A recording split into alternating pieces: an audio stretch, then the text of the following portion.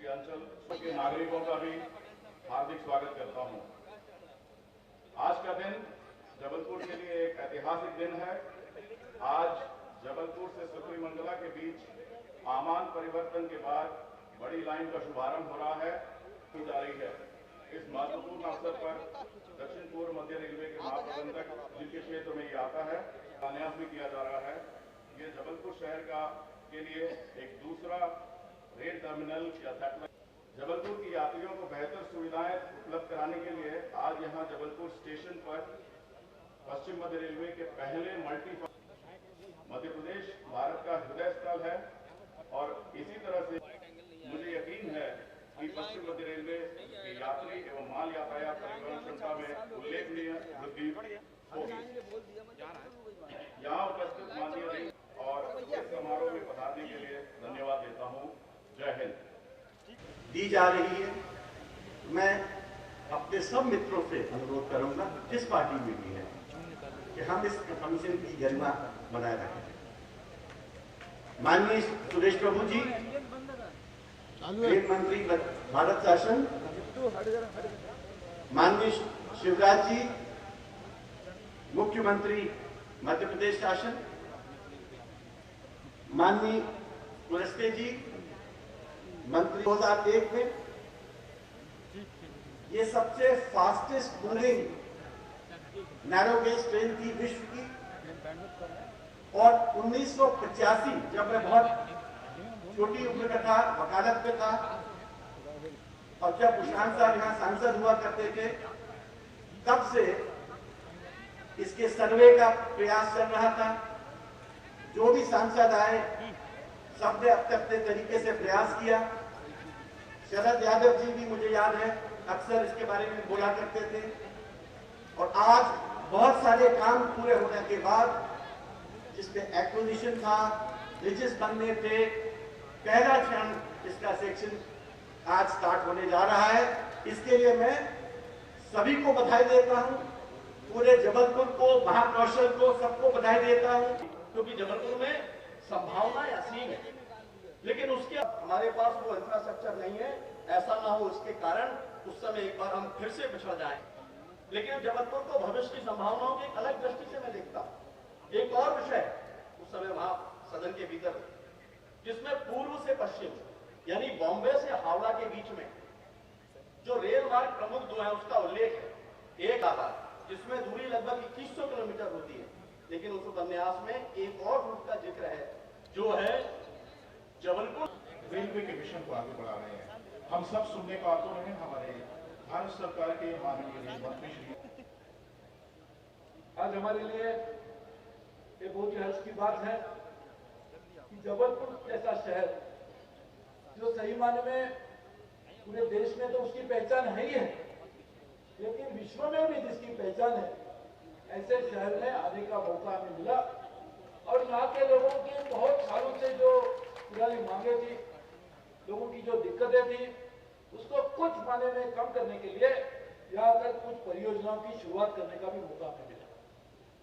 मैं मानता हूँ कि आने वाले दिनों में हमारी ये बहुत लगातार कोशिश रहेगी कि और किस तरह से और जो लोगों की मांग है, जिसका अभी एक मांग पत्र राकेश सिंह जी ने कहा, हमारे दूसरे राज्यसभा के सांसद लंका जी ने भी कहा, सभी सांसद विधायकों ने भी मांग किए, हमारे मेयर साहबा ने भी बताया है। इस सभी चीजों के ऊपर हम जरूर कार्रवाई करते हुए आगे आने वाले दिनों में और आने का मौका मिलेगा। क्योंकि आपने कहा यहाँ का आने के बाद रास्ता बन गया, तो मैं मानता हूँ इसी तरह से और आने जाएंगे तो ज्यादा रास्ते बनते जाएंगे। ये रास्ते हैं प्यार के, लेकिन चलना संभल के चलने की जरूरत है।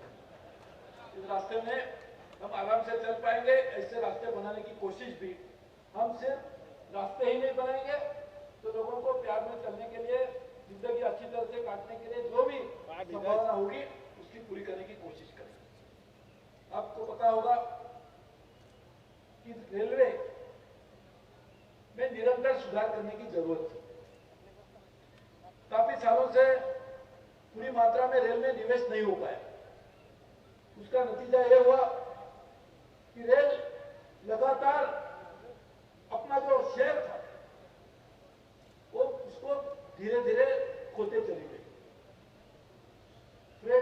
माफ कम हुआ। यातायात करने वाले लोगों को दूसरा पर्याय न होने के बावजूद भी बड़ी मात्रा में रेल में यातायात करने वालों की संख्या भी धीरे धीरे घटती गई। इसको दूर करने के लिए एक पूरी मात्रा में रेल में सर्जरी की जरूरत है। मुझे कहने के लिए खुशी है कि हमारे प्रधानमंत्री नरेंद्र मोदी जी ने पूरी मात्रा में पूरी ताकत लगाकर रेल के तरफ अपना ध्यान दिया। अगले महीने में पूरे 2-3 दिन मोदी जी सिर्फ रेल के साथ, रेल के सभी कर्मियों के साथ पूरा समय बिताने वाले। तो इसलिए हम लोग पूरी कोशिश करते हैं कि रेल को ठीक तरह से किस तरह से रास्ते पे लाया जाए, वापस पटरी पे रेल किस तरह से चले ताकि आम आदमी की जो असुविधा है उसको दूर किस तरह से कर पाए। तो निवेश की आवश्यकता थी, तो हमने रेल का जो बजट 30-40 लाख करोड़ से ऊपर कभी नहीं जाता, सालाना जो उसका कैपिटल एक्सपेंडिचर होता है हमने उसको बढ़ाकर पिछले साल 1 लाख तक किया और इस साल में 1,21,000 करोड़ का लक्ष्य हमने रखा है। और मुझे कहने के लिए खुशी है जो खर्चा हमने तय किया है उससे भी ज्यादा करने की कोशिश करेंगे, क्योंकि जब तक निवेश नहीं होगा तब तक नई परियोजना नहीं बन पाएगी। आज भी जिन परियोजना की शुरुआत की जाएगी इसमें धनराशि यदि नहीं होती तो ये योजना कैसे पूरी हो पाती। तो इसलिए निवेश यही में आने वाले दिनों में अच्छे दिन लाने के लिए जरूरी है और उसको लाने की हमने शुरुआत की। अगले 5 सालों में 8,50,000 करोड़ से ज्यादा निवेश रेल में करने की हम लोग कोशिश करेंगे। और ये करने के लिए अलग अलग रास्ते से काम किया जाएगा। रेल बजट ये एक रास्ता है, साथ ही में हम लोग और लोगों के साथ में साझेदारी करके, पार्टनरशिप करके काम करने की कोशिश करेंगे। मुझे कहने के लिए खुशी है कि देश में आज तक रेल ये सिर्फ केंद्र सरकार इसके बारे में निर्णय करती थी। हमने इस निर्णय प्रक्रिया में सुधार लाने के लिए राज्यों को आमंत्रित किया कि आइए हम सब मिलकर साथ में, सिर्फ आप आके मुझे मांग पत्र देके जाइए और बाद में काम नहीं होगा, इस तरह की स्थिति को बदलकर क्यों ना हम हाथ मिलाकर हम दोनों मिलकर राज्य सरकार और केंद्र सरकार रेल की परियोजनाओं को पूरी करने के लिए कोशिश करेंगे। राज्य के पास में भी, किसी भी राज्य के पास पर्याप्त धन नहीं होता जैसे केंद्र के पास भी नहीं होता। इसलिए हमने नया तरीका ढूंढा है, एक ज्वाइंट वेंचर कंपनी बनेगी जिसमें राज्य सरकार और केंद्र सरकार कुछ अपनी भागीदारी रखेगी और साथ ही में अलग अलग बैंक, अलग अलग विश्व में रहने वाले sovereign wealth fund, pension fund, जिनके साथ एक पेंशन फंड, एक सॉवरेन वेल्थ फंड, एक बैंक के साथ मैंने निजी बातचीत की है और आज तो सब लोग इसमें निवेश करने के लिए तैयार है। इसलिए ग्राउंड टेबल नवंबर महीने में ही हम दिल्ली में करेंगे और सब राज्य सरकारों को भी आमंत्रित करेंगे कि आपके भी जो प्रोजेक्ट्स है वो भी आप उनके सामने रखिए ताकि उसके लिए एक फाइनेंसिंग का मॉडल बन जाएगा। एक कोशिश हम पूरी मात्रा में करें और मुझे खुशी है कि पहली बार राज्य सरकारों ने अलग अलग राज्य सरकार, अलग अलग विचारधारा से जुड़ी हुई राज्य सरकार, जैसे केरला में आज कम्युनिस्ट लोगों की राज्य सरकार, उस सरकार ने भी हमारे साथ में पार्टनरशिप किए और इसलिए मैं समझता हूं कि आगे वाले दिनों में हम इस तरह से काम करेंगे। यहाँ के सम्माननीय मुख्यमंत्री, मैं मानता हूं हमारे देश में एक सबसे फॉरवर्ड लुकिंग मुख्यमंत्रियों में से, कि सिर्फ मध्य प्रदेश में आज जितनी परियोजनाएं चल रही है उसमें कम से कम आगे वाले दिनों में 1 लाख करोड़ के आसपास 82,000 करोड़ तक निवेश की योजनाएं चल रही है। लेकिन आप सोचिए यदि हम ये भी करते हैं तो और 40-50 हजार करोड़ की नई परियोजनाएं शुरू हो पाएगी और ये करने के लिए हम लोग लगे ताकि मध्य प्रदेश जैसा राज्य, सही माने में मध्य प्रदेश का नाम इसलिए चुना गया था कि मध्य में है, पूरे देश के मध्य में रहा हुआ मध्य प्रदेश, हमारे देश का मध्य प्रदेश का ये नाता है जो हमारे हृदय में, हृदय का नाता सेऊ के साथ, हृदय का बसा हुआ होता है उसी जगह पर मध्य प्रदेश भी बसा हुआ है। तो मैं मानता हूं मध्य प्रदेश में जो निवेश करेंगे तो उसका लाभ सिर्फ मध्य प्रदेश को ही नहीं तो पूरे देश को होगा, क्योंकि जो भी रेलवे लाइन चलेगी वो मध्य प्रदेश से तो गुजरेगी लेकिन मध्य प्रदेश के बाद कहां जाएगी, देश के उर्वरित हिस्सों में जाएगी।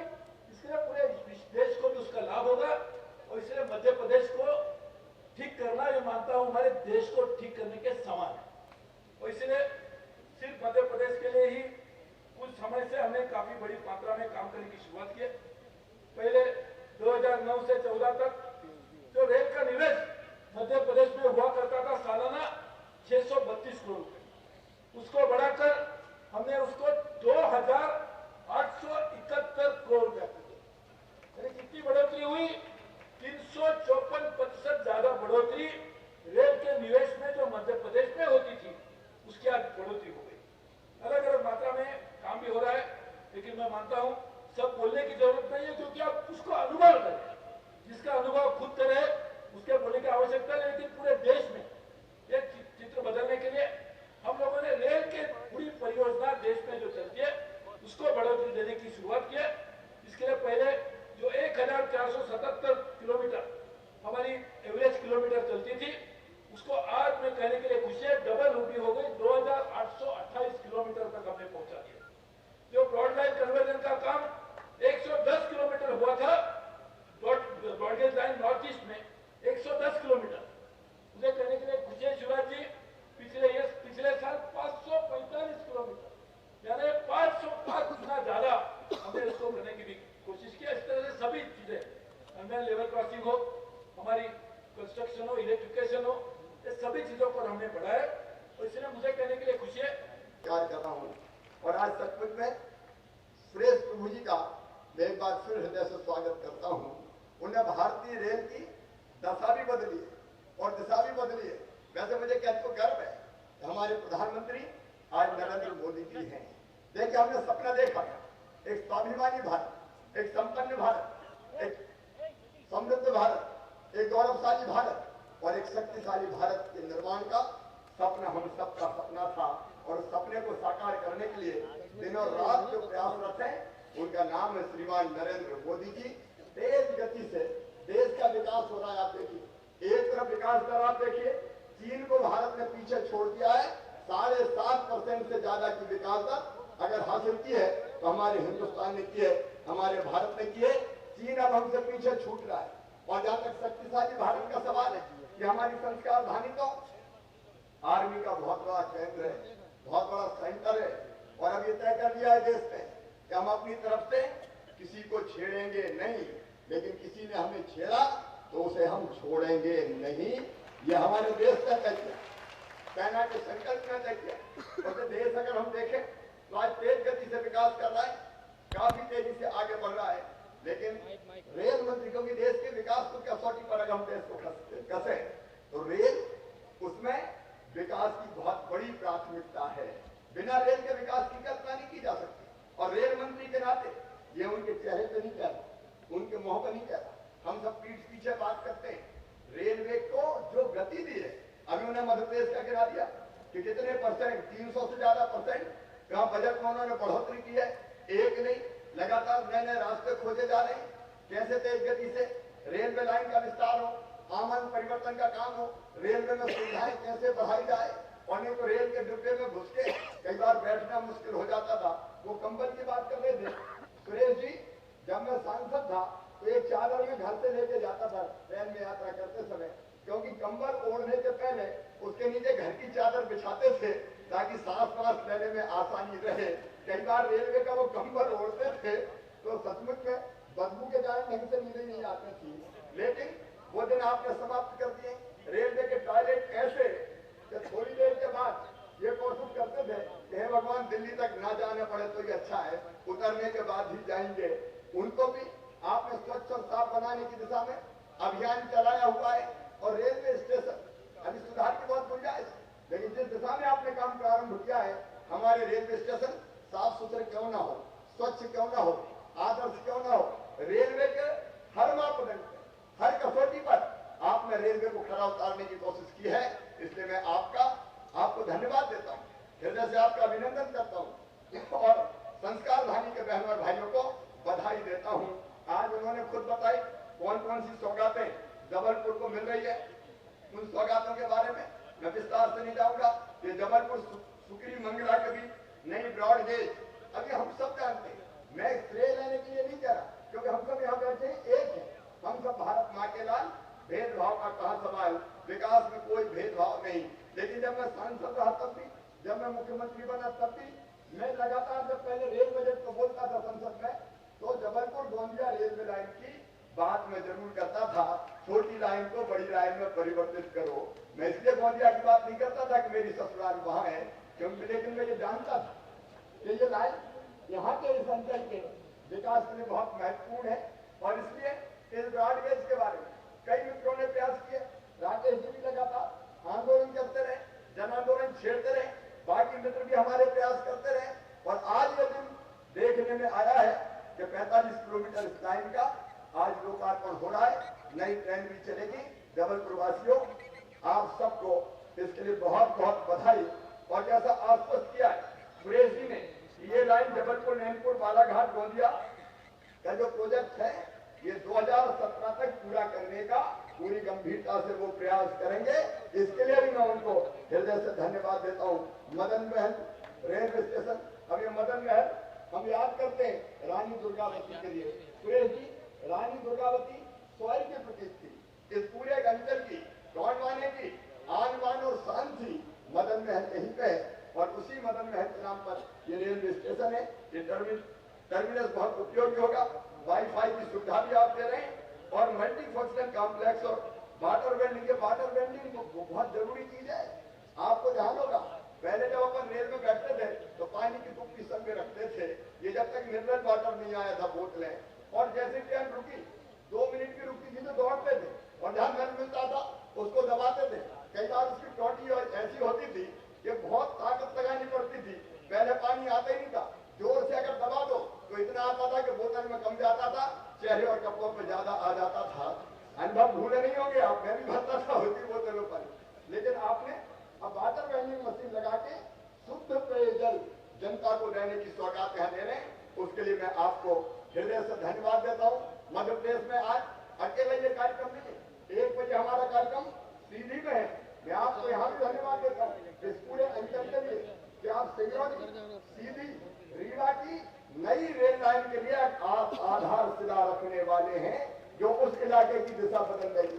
खजुराहो में भी हमारा कार्यक्रम, कई सौगातें आप लेके आए, उसके लिए मैं आपको हृदय से धन्यवाद देता हूँ। और मैं आपको विश्वास दिलाता हूँ, मैं जितने भी हमारे प्रोजेक्ट है, एक एक के बारे में चर्चा नहीं करूंगा। हमारे सभी साथियों ने आपको ज्ञापन सौंपे और उस ज्ञापन के आधार पर आप जो हमारे जनप्रतिनिधि हैं, चाहे वो लोकसभा राज्यसभा के सदस्य हो, चाहे हमारे सारे विधायक साथीगण हो, उनने जो दिए मैं देखता हूँ कि आप उनको बहुत गंभीरता से लेते हैं और एक एक पे ध्यान देके आपको कोई हम बात बताते हैं और तुरंत आप विलेज को आप तुरंत बुला देते हैं, साथ में बैठे जी और फटाफट कहते हैं चलो ये करो, ये कैसे होगा। ये सचमुच में किसी की जागरूकता का प्रमाण है कि कितने तो ज्ञापन समेटे और रख लिए, वो तत्काल कार्रवाई करने का काम करते हैं। और इसलिए राकेश जी आपको भी, दिलेश जी आपको भी और विशेषकर हमारे विधायक साथियों को भी, सबको ये विश्वास दिलाता हूँ कि सुरेश प्रभु जी ने जो ज्ञापन अपने हाथ में लिए हैं, पूरी ईमानदारी से जिन पर कार्रवाई हो सकती है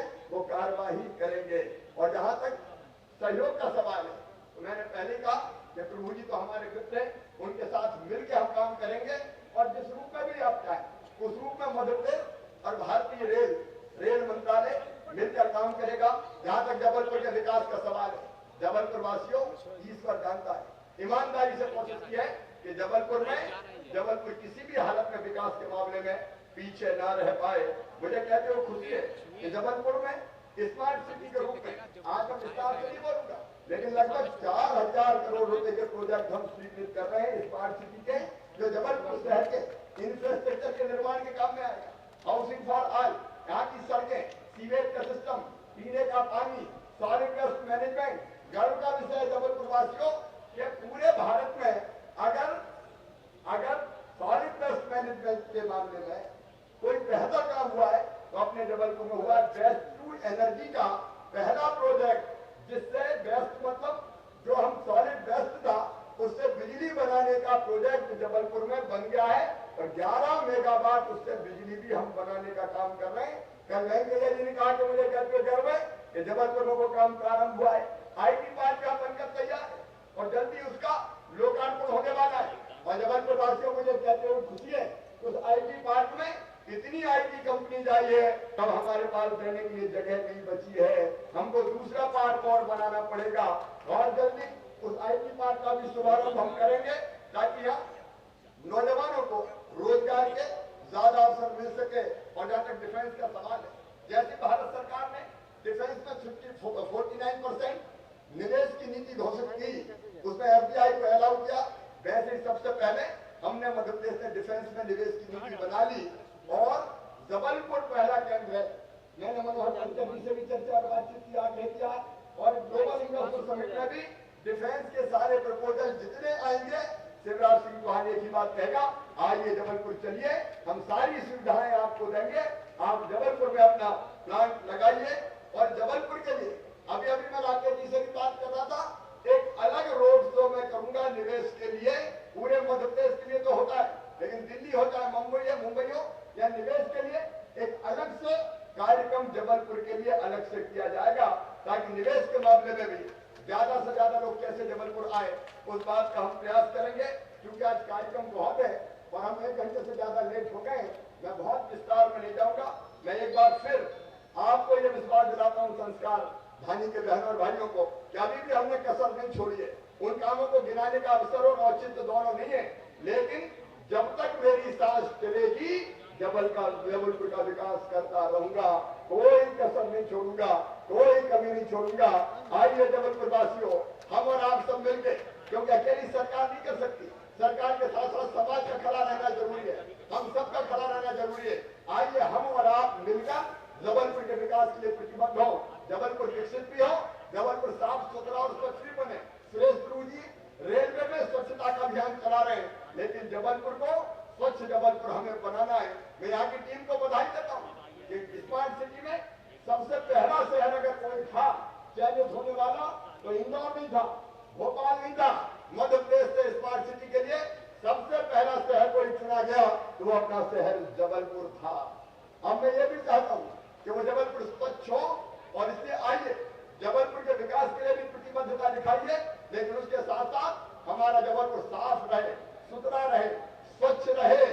ये जवाबदारी भी हम सबकी है, अकेली रेलवे की नहीं है, अकेली मध्य प्रदेश सरकार की नहीं है, अकेले भारत सरकार की नहीं है। प्रधानमंत्री जी के कई सपने, उन्होंने बेटी बचाओ बेटी पढ़ाओ अभियान चलाया, हर घर को शौचालय बनना चाहिए, सबको मकान मिले, इस बात का प्रयास भी हम करेंगे। बेटी और बेटा को बराबर माने, हर बच्चा पढ़ने स्कूल जाए, हर व्यक्ति एक पेड़ लगाए, ये सब ऐसे काम है जो हम सबको मिलकर करना है। तब अपना जबलपुर भी आगे बढ़ेगा और अपना मध्य प्रदेश भी आगे बढ़ेगा। और तो मैं आपको अपील और आह्वान करता हूँ कि स्वच्छ जबलपुर के निर्माण में, बेटियों को बचाने में, बच्चों को पढ़ाने में, पेड़ लगाने में आप सब भी अपना योगदान दें। जबलपुर बहुत तेजी से आगे बढ़ेगा। बोलिए आप सब तैयार हैं? जोर से बोल के बताएं भैया तैयार हैं? तो आइए हम संकल्प में अपने जबलपुर को विकसित बनाने का मंच पे बैठे लोग अपनी ड्यूटी पूरी करेंगे, कोई कसर नहीं छोड़ेंगे और जनता अपने कर्तव्य का निर्वाह करेगी। और ये संकल्प लेने के लिए दोनों हाथ ऊपर उठा के, दोनों मुट्ठी बांध के हम सब भारत माता की जय बोलेंगे। उठाइए दोनों हाथ पीछे तक, दाएं बाएं बांधिए दोनों मुट्ठी और मेरे साथ बोलिए भारत माता की, भारत माता की, भारत माता की, नर्मदा मैया की, जबलपुर की जनता की, हर हर नर्मदे।